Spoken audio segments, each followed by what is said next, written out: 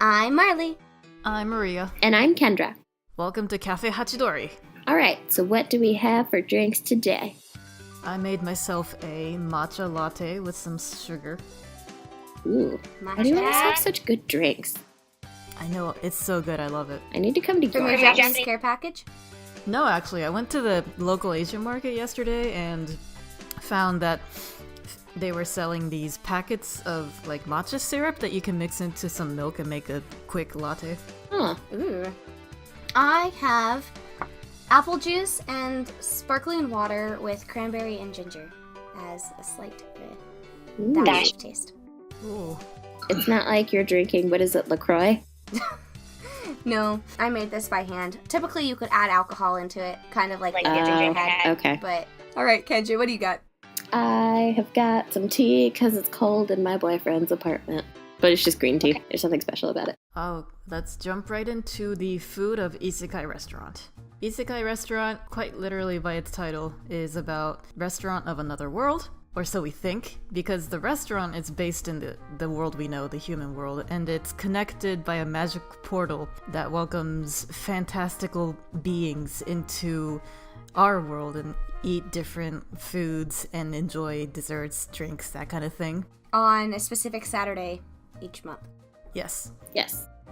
And so this episode we're going to discuss the different foods that appear in this series. So yummy. Mainly because unlike most other food series, such as Shokugeki no Soma or Yume Yoro Patissiere or Japan, these are actual existing recipes, particularly in Japan. So if you're Japanese or have ever been to Japan, you're most likely familiar with at least a couple of the dishes or drinks. So I thought that was pretty interesting. It's not fantastical dishes or made-up recipes. They're all familiar and like very homey stuff. Which only adds to the beauty of this series, I think. Yes, so it's funny to watch people from another world kind of freak out about such mundane, regular dishes. Like those people that were freaking out about the spaghetti. Yep. Yeah, and the potatoes. Yep. What is this magical thing? So yeah, that's the beauty of this series. It takes something normal and make it unusual. Yeah. So, do you guys have any comments or questions regarding the food? How easy are the recipes? I would say that most of them are pretty much like home recipes. Like the average person could, rustle it up. Yeah, especially for like nikujaga and tonkatsu, obviously the pasta. Mm-hmm. Most of them are very much like, not peasant food, but very homey dishes. Yeah. I was just going to say that a lot of the anime is about like that home feeling and that togetherness feeling. Mm-hmm. So it's kind of important for that, I feel. Yeah, or like a lot of the characters kind of share this kind of with their family. It's like their secret or, something that they pass along that they share together with like really good food, which I thought was super heartwarming to watch. The show gives me the warm fuzzies.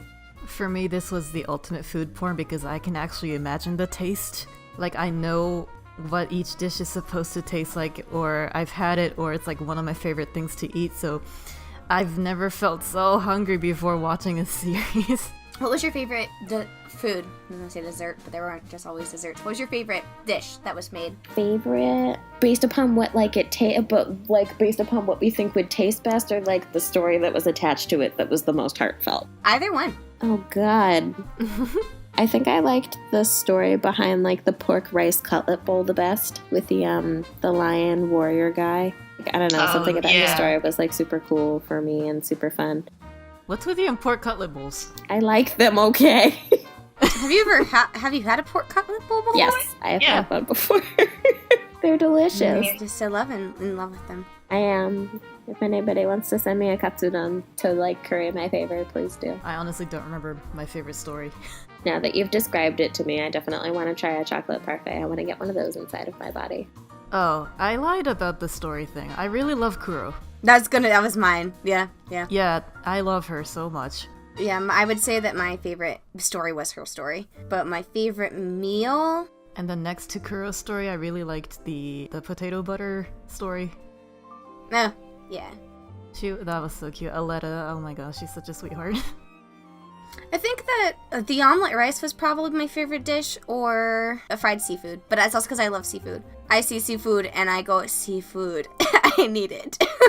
I think particularly the chicken curry is what sticks out to me. Which was Kuro, wasn't it? I think so, yeah. But yeah, I do have to say that because all of the characters come in with a specific... When all the characters come in with their specific tastes, I think that was really lovely. Like how the tofu steak was made, or the fairies get their sugar, or, I like that. Didn't you say there was some cultural stuff about this, Maria? Which is like one of the big reasons you wanted to bring it up. Well, that's what I thought, but looking at the list, I don't remember what I was thinking. Learn us some things. Like, how does beef stew become like a traditional kind of Japanese home cooked dish? Because for whatever reason, when I think beef stew, I think like France. Like, beef stew to me comes from like Eastern Europe kind of a thing. I do know the answer to that. Back in the colonial era, before Japan was like shutting out before they closed all their ports, English sailors were traveling to Japan and spreading their knowledge on food, very terrible food. That doesn't taste like anything, you're right. Yes, they're very bland food, but the one thing that they did make with flavor was beef stew, because that's what the French demanded them. And so the French taught them how to do it, and then the English people brought it to Japan.